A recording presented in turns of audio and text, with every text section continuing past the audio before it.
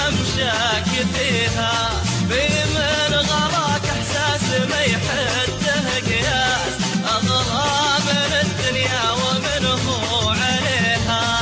اكبر فخر للناس انك من الناس، اكبر فخر للارض ممشاك فيها، بمن غراك احساس ما يحده قياس، اغلى من الدنيا ومن هو عليها.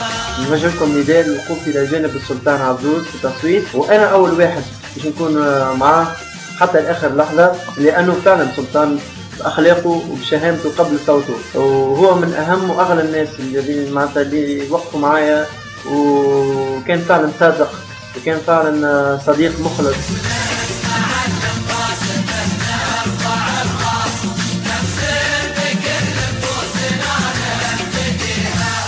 اسمك مع الأنفاس به نرفع الراس، نفس بكل نفوسنا نبتديها، أنت بشر أو أنت فرد من أجناس، يا شمس تنشد الكواكب إليها.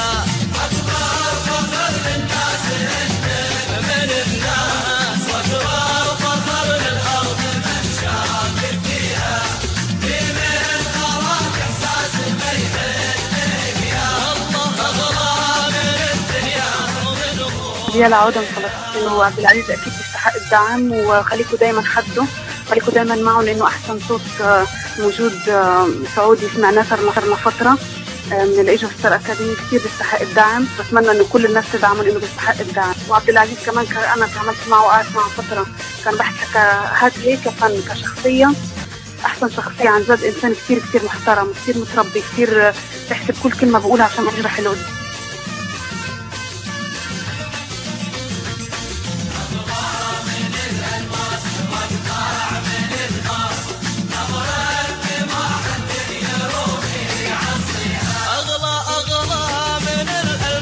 وقطع من الماء، نظرات ما حد يروم يعصيها، كل القلوب جنود حولك وحراس، تمدلك بحل المشاعر يديها.